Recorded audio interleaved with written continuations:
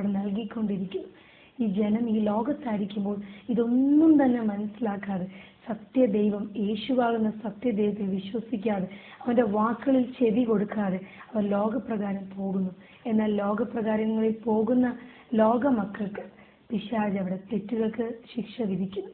എന്നാൽ പിതാവിന് വലിയൊരു കാര്യം മനസ്സിലാക്കി എന്താണെന്ന് ചോദിച്ചാൽ, ഈ നരകം താൽക്കാലികമാണെന്നും ഇത് പാതാളം എന്ന നരകമാണെന്നും എൻ്റെ പിതാവ് ഒരുക്കുന്ന അന്ത്യ ന്യായവിധിയാണ് നിത്യ നരകമെന്നും ദൈവനെ മനസ്സിലാക്കി തന്നു. എന്നാൽ ഈ നിത്യ നരകത്തിൽ അവർ അന്ത്യനാളിൽ പിശാചും അവനോടുള്ള സകല ദൂതന്മാർ അവനെ സേവിക്കുന്ന ദുഷ്ട മനുഷ്യരും ആ നിത്യ പീഡനത്തിന് ഓഹരിക്കാരാണ്. അപ്പൊ ദൈവം ശരിക്കും പറഞ്ഞത് മനുഷ്യർക്ക് വേണ്ടി ഒരുക്കിയതല്ല, പിശാചിനും അവന്റെ കൂട്ടാളികൾക്കും വേണ്ടി ഒരുക്കിയിട്ടുള്ളതാണ്. എന്നാൽ പാപം ഈ ലോകത്ത് പെരുകും തോറും കർത്താവിന് സഹിക്കാൻ പറ്റുന്നില്ല. ഓരോ ദിവസം കഴിയുന്തോറും അനേകരിൽ കൂടെ കർത്താവ് മുഖാന്തരമാക്കി തന്റെ മക്കളോട് അറിയിക്കുന്നു, ഇതാണ് സത്യം, ഈ സത്യത്തിലേക്ക് നിങ്ങൾ വാ, യേശു എന്ന സത്യം. കർത്താവ് പറഞ്ഞു, ഞാനാണ് വഴി, ഞാനാണ് വാതിൽ. എന്നാൽ മനുഷ്യൻ ഇതൊന്നും മനസ്സിലാക്കാതെ കർത്താവിനെ മാറി പുറം തിരിഞ്ഞവർ നടക്കുന്നു. ഇതൊക്കെ എൻ്റെ ദൈവം വേദനിക്കുന്നു. അങ്ങനെ ഒരു ദിവസം രാത്രി ഞാൻ പ്രാർത്ഥിച്ചുകൊണ്ടിരുന്നപ്പോൾ കർത്താവിനോട് അറിയിച്ചു, ഇന്ന് നിന്റെ ആത്മാവിനെ ഞാൻ വീണ്ടും നരകത്തിലേക്ക് കൊണ്ടുപോകുമെന്ന്. ഞാനത് കർത്താവെ ആ സമയത്ത് ഞാൻ പ്രാർത്ഥിച്ചുകൊണ്ടിരുന്നു. എനിക്കറിയാം കർത്താവ് പറയുന്ന ഓരോ സമയത്തും അതിൻ്റെ പ്രാധാന്യം എന്താണെന്ന് ഞാൻ മനസ്സിലാക്കിയിരുന്നു. ഞാൻ പ്രാർത്ഥിച്ചുകൊണ്ടിരുന്ന ഈ നിമിഷം രാത്രി 10:30 മണിയായപ്പോൾ യേശു എൻ്റെ ആത്മാവിനെ വിളിച്ചു. എൻ്റെ ആത്മാവ് നരകത്തിലേക്ക് എടുക്കപ്പെട്ടു. അവിടെ ചെന്ന സമയത്ത് കർത്താവിനോട് പറഞ്ഞു, കുഞ്ഞെ, അനേക കാര്യങ്ങൾ ഞാൻ നിന്നെ കൊണ്ട് കാണിച്ചു, എന്നാൽ ഇതെല്ലാം നീ ഒരു പുസ്തക രൂപത്തിലാക്കണമെന്ന് പറഞ്ഞു. ഞാൻ പെട്ടെന്ന് ഞെട്ടി, കർത്താവ് എന്താണ് ഈ പറയുന്നത്? ഇതെല്ലാം ഞാൻ എങ്ങനെ ഇത് എഴുതി വെക്കുമെന്ന് പറഞ്ഞു. ഞാൻ നിന്നെ ശക്തിപ്പെടുത്തും, ഞാൻ നിന്നെ ബലപ്പെടുത്തുമെന്ന് പറഞ്ഞു. അങ്ങനെ അവിടെ ചെന്നതിനോട് പറഞ്ഞു, നീ ഇന്ന് കാണാൻ പോകുന്നത് വലിയൊരു കാഴ്ചയാണെന്ന് പറഞ്ഞു. ഞങ്ങൾ മുൻപോട്ട് നടന്നു. ഒരു വലിയൊരു അന്ധകാരം നിറഞ്ഞൊരു വഴി, അതിലേക്ക് മുൻപോട്ട് അവിടുത്തെ ശ്വാസം പോലും മലിനമായിരുന്നു. അകത്തേക്ക് കയറും തോറും ഞാൻ നോക്കുമ്പോൾ ഒരു സ്ത്രീയാണെന്ന് ചോദിച്ചാൽ സ്ത്രീയാണ്, എന്നാൽ പിശാചാണെന്ന് ചോദിച്ചാൽ പിശാചാണ്. രണ്ട് രീതിയിൽ തോന്നിക്കുന്ന ഒരു സ്ത്രീ അവിടെ നിൽക്കുന്നുണ്ട്. ഞാൻ നോക്കുമ്പോൾ അവളുടെ തലയിൽ കിരീടമുണ്ട്, ദേഹത്തൊട്ടി തിളക്കമേറിയ വസ്ത്രം അണിഞ്ഞിരിക്കുന്നു. അവളുടെ വളരെ അഹങ്കാരത്തോടും ദാർഷ്ട്യത്തോടും ഇരിക്കുന്ന ഒരു സ്ത്രീയെ ഞാൻ കണ്ടു. കർത്താവിനോട് പറഞ്ഞു, ഇതാണ് സാത്താന്റെ രാജ്ഞി എന്ന് പറഞ്ഞു. ഭൂമിയിലായിരിക്കുമ്പോൾ പിശാചിനെ അവൾ സേവിച്ചുകൊണ്ടിരിക്കുന്നു. അവൾ ഭൂമിയിലായിരിക്കുന്ന മനുഷ്യരെ അസൂയ, അതുപോലെ തന്നെ നിരാശ എന്നീ പ്രേരണ ചെലുത്തി അവരുടെ ആ ഉള്ളങ്ങളെ അവൾ മാറ്റിയെടുക്കുന്നെന്ന് പറഞ്ഞു. ഇന്ന് കൂടുതലും അസൂയ, ഒരാൾക്ക് ഒരാളോട് അസൂയ, ഒരാളുടെ വളർച്ചയിൽ അസൂയ, ആത്മീയമായിട്ട് അസൂയ, ഇതെല്ലാം ഈ ലോകത്ത് നടന്നുകൊണ്ടിരിക്കുക. ഇതെല്ലാം ഈ ദുരാത്മാവിന്റെ പ്രേരണയാണെന്ന് കർത്താവിനെ കാണിച്ചു.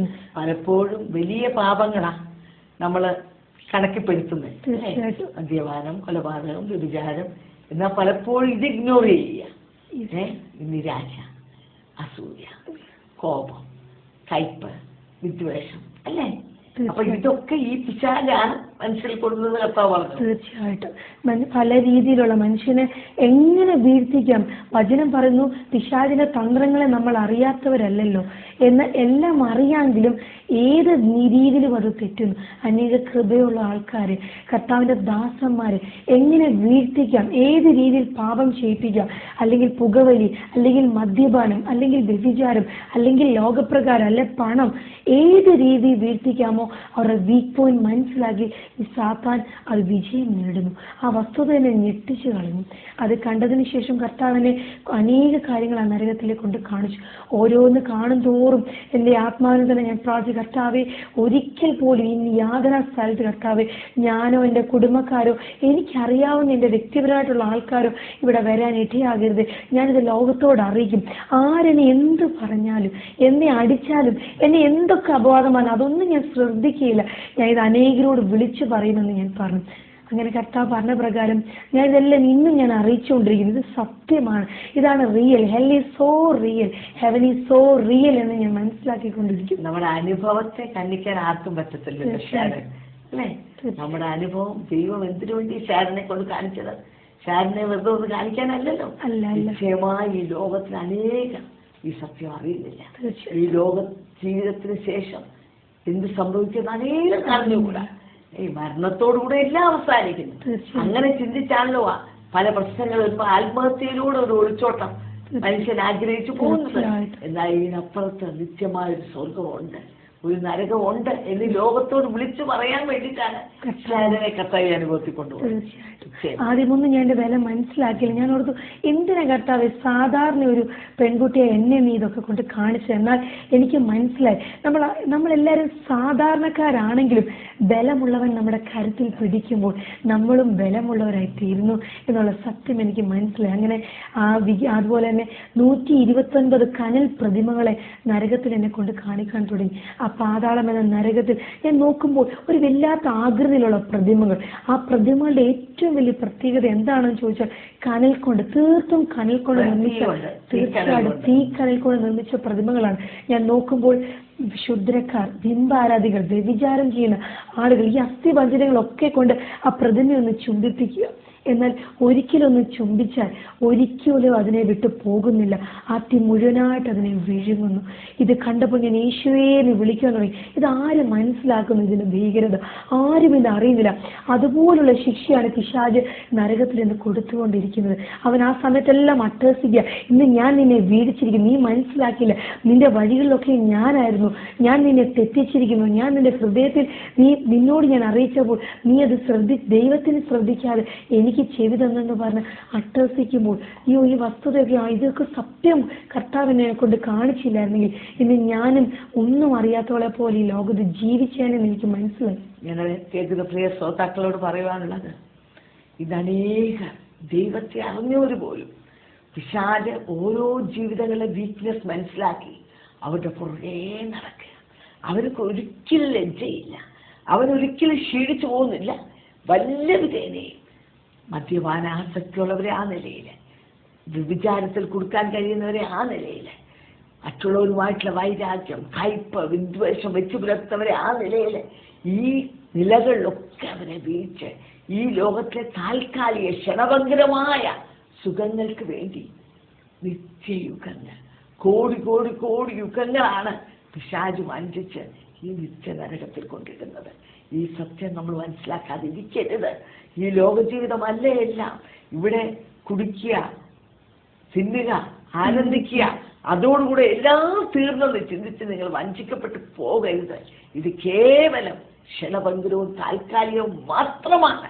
ഇതിനപ്പുറത്താണ് ഈ യാഥാർത്ഥ്യം. നിശ്ചയമായും ഇതൊക്കെ ഉള്ള കാര്യങ്ങൾ അനേകരെ കർത്താവ് കൊണ്ട് കാണിച്ചുകൊണ്ടിരിക്കുകയാണ്. ശാരനെയും ഈ അനുഭവം കർത്താവ് കാണിക്കാൻ ഇടയായി തീർന്നു. അങ്ങനെ ഓരോ കാര്യങ്ങൾ കാണുമ്പോഴും കർത്താവിനോട് പറയാൻ തുടങ്ങി, നീ ഇതൊക്കെ ശ്രദ്ധിക്കണം, ഇതൊക്കെ സത്യമാണെന്ന് എന്നോട് പറയാൻ തുടങ്ങി. അങ്ങനെ എല്ലാം കഴിഞ്ഞ് അവസാനമാണ് എന്നോട് ദൈവം പറയുന്നത്, എത്രയും വേഗം ഇത് പുസ്തക രൂപത്തിലാകണം, ഈ ലോകത്തോട് നീ ഇത് അറിയിക്കണം എന്ന് പറഞ്ഞു. അത് കേട്ടപ്പോൾ കർത്താവ്, ഞാനിത് എങ്ങനെ, എന്തെന്നൊരു ചോദ്യം എൻ്റെ മുമ്പിൽ വന്നു. എന്നോട് പറഞ്ഞു, കുഞ്ഞെ അതൊന്നും നീ വിചാരിക്കേണ്ട, നിന്നെ ഞാൻ ശക്തിപ്പെടുത്തും, ഇതെല്ലാം നീ എഴുതണമെന്ന് പറഞ്ഞു. അങ്ങനെ ഏകദേശം 1 വർഷത്തോളം ഇരുന്നാണ് ഞാൻ ആ പുസ്തകം എഴുതുവാനായിട്ട് സാധിച്ചു. അതെല്ലാം എഴുതി കഴിഞ്ഞ് എന്നോട് പറഞ്ഞു, കുഞ്ഞെ നിന്നെ ഞാൻ കാണിച്ചതിൽ സത്യം പറഞ്ഞാൽ 20% പോലും ഇല്ല പുസ്തകത്തിൽ. അതുപോലെ കാര്യങ്ങൾ എന്നെ കൊണ്ട് കാണിച്ചു. എന്നാൽ ദൈവം എന്നോട് പറഞ്ഞു, മനുഷ്യൻ ആവശ്യമുള്ളത് ഇത്രയും മതി എന്ന് പറഞ്ഞു. അതുകൊണ്ട് ഞാനവിടെ നിർത്തിയിരിക്കുകയാണ്. ഇപ്പൊ നമ്മൾ ഈ സംസാരിച്ചുകൊണ്ടിരിക്കുമ്പോഴും ഞാൻ തലേദിവസവും കർത്താവിന്റെ സന്നിധിയിൽ ഞാൻ ഇന്നലെ തന്നെ അങ്ങനെ രാത്രി 7:30 ഞാൻ പ്രാർത്ഥിച്ചുകൊണ്ടിരുന്നപ്പോഴാണ് ഞാൻ അറിഞ്ഞത്. 3-ാം തീയതി രാത്രിയിൽ അങ്ങനെ രാത്രി പ്രാർത്ഥിച്ചുകൊണ്ടിരുന്നപ്പോഴാണ് ഞാൻ അവിടെ പോയത്. അവിടെ പ്രാർത്ഥിച്ചു. പക്ഷെ പെട്ടെന്നായിരുന്നു എൻ്റെ പോക്ക്.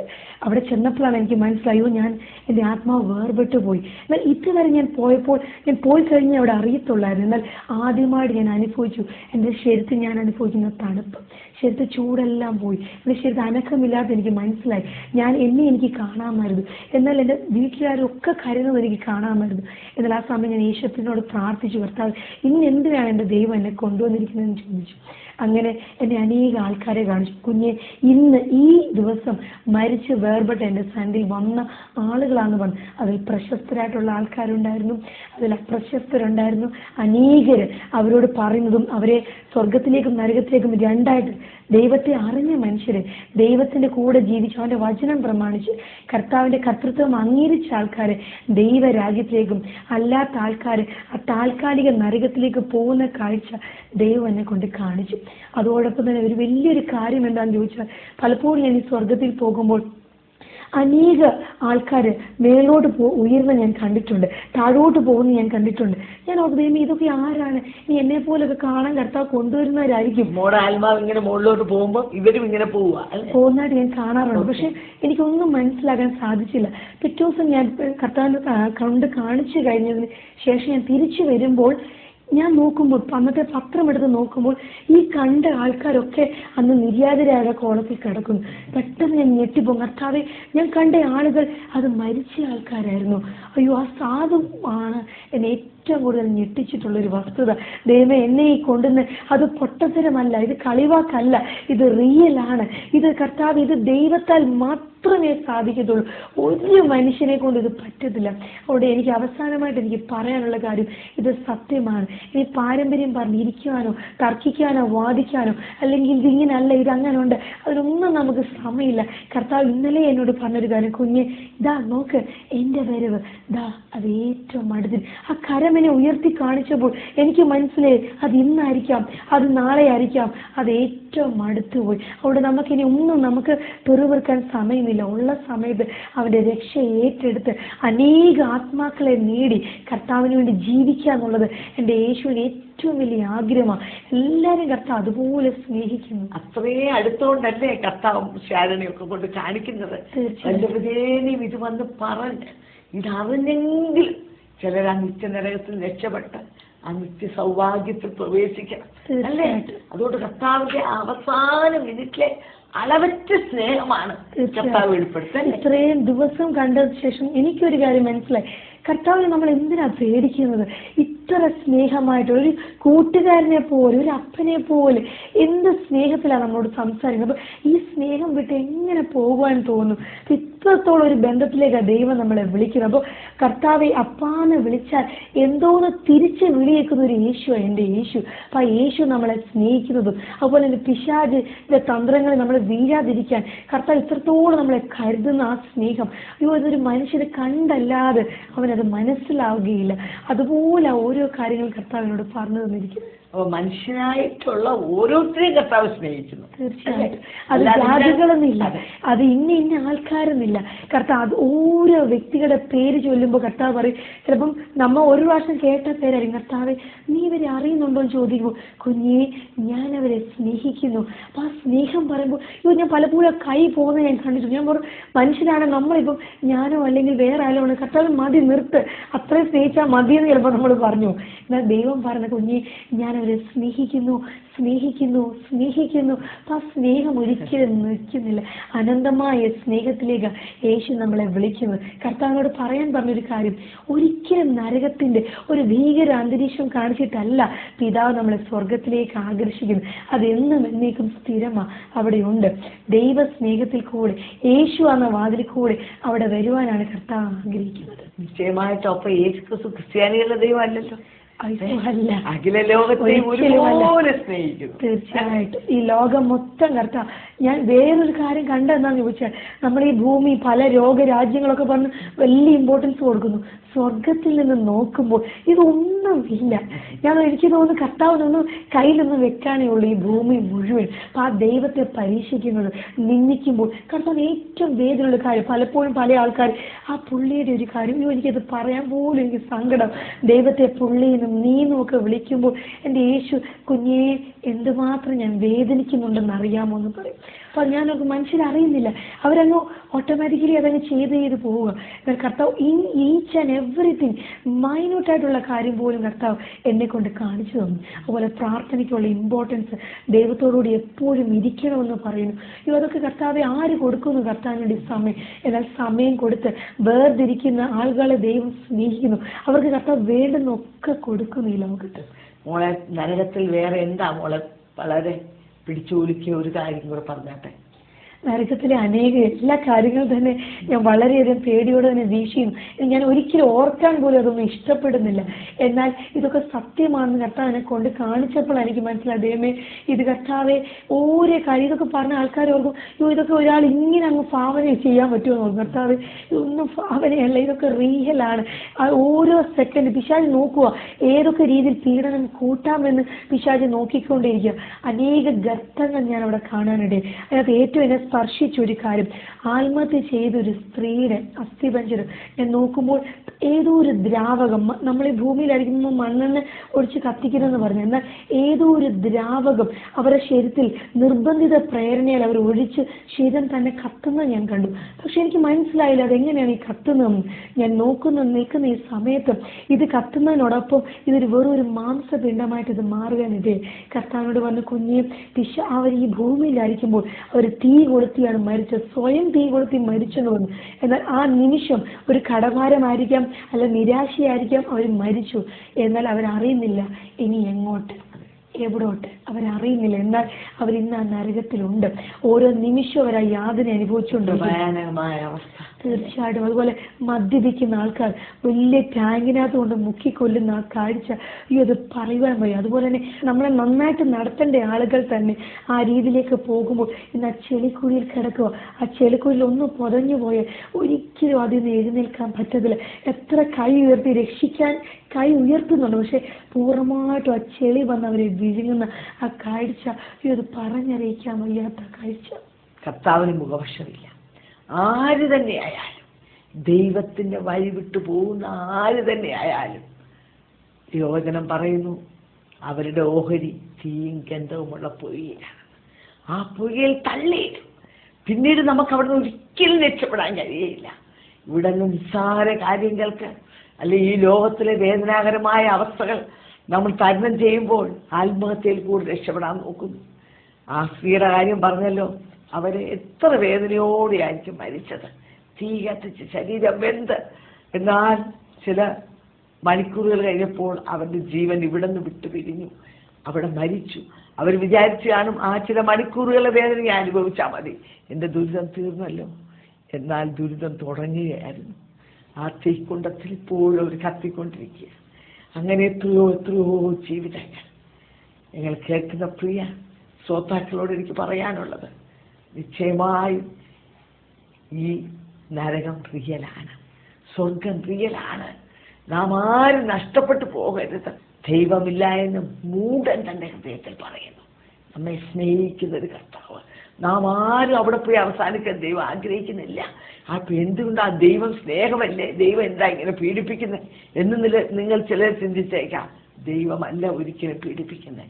പിശാചിന്റെ പ്രവൃത്തി ചെയ്യുന്നവൻ പിശാചിന്റെ മകൻ. അതുകൊണ്ട് പിശാച് തന്റെ മക്കളെ തന്റെ സ്ഥാനത്തേക്ക് കൊണ്ടുപോകുന്നു. എന്തിനു വേണ്ടിയാണ്? അവരെ നിത്യയുഗങ്ങൾ പീഡിപ്പിക്കാൻ വേണ്ടിയിട്ട്. അതുകൊണ്ട് അവന്റെ ചരക്കുകൾ, അവന്റെ സ്വഭാവങ്ങൾ, ഇതെല്ലാം നമുക്ക് ഒന്ന് പുറന്തള്ളാം. ഇതെല്ലാം മാറ്റിവെച്ചിട്ട്, യേശുവേ നീ എനിക്ക് വേണ്ടി മരിച്ചല്ലോ, യേശുവേ നീ എനിക്ക് വേണ്ടി യാഗമായി തീർന്നല്ലോ, ആ രക്തത്താൽ നീ എന്നെ കഴുകണമേ. എൻ്റെ കഴിഞ്ഞ കാലങ്ങളിൽ ഞാൻ പിശാചിനും അവൻ്റെ ആഗ്രഹത്തിനും വേണ്ടി ഞാൻ ജീവിച്ചു. എന്നാൽ ഇന്ന് ഞാൻ നിന്റെ സന്നിധിയിൽ വന്ന് എന്നെ തന്നെ അടിയറ വയ്ക്കുന്ന കർത്താവേ, പുത്രനായ യേശു ഇപ്പോഴും നിങ്ങളെ ആഹ്വാനം ചെയ്യുകയാണ്. ആ രക്തം കാൽവരിൽ ഇപ്പോൾ നിങ്ങൾക്കൊരു ഒഴുകിക്കൊണ്ടിരിക്കുകയാണ്. നിങ്ങൾ ഹൃദയം കൊണ്ട് വിശ്വസിച്ച് വാഗൊണ്ട് ഏറ്റുപറഞ്ഞ് ഒരു വാക്ക് പ്രാർത്ഥിക്കുമ്പോൾ, യേശുവേ ആ രക്തത്താൽ നിന്ന് കഴുകണം, എന്നെ നിന്റെ മകനാക്കി തീർക്കണം എന്ന് പ്രാർത്ഥിക്കുന്ന മാത്രമേ നിങ്ങളുടെ പാപങ്ങൾ എത്ര ഭയങ്കരമായിരുന്നാലും അതെല്ലാം കഴുകി ശുദ്ധീകരിച്ച് നിങ്ങളെ തൻ്റെ മകനാക്കി ഒരു പുതിയ സൃഷ്ടിയാക്കി ജീവപുസ്തകത്തിൽ നിങ്ങളുടെ പേരെഴുതി സ്വർഗരാജ്യത്തിന് അവകാശിയാക്കി ഈ പീഡാനുഭവത്തിൽ നിങ്ങളെ വിടുവിച്ച് ആ നിത്യ സൗഭാഗ്യത്തിലേക്ക് കർത്താവ് നിങ്ങളെ ക്ഷണിക്കുകയാണ്. അതിനുവേണ്ടി നിങ്ങളെ ആഹ്വാനം ചെയ്തുകൊണ്ട് എൻ്റെ വാക്കിൽ വിരമിച്ചു.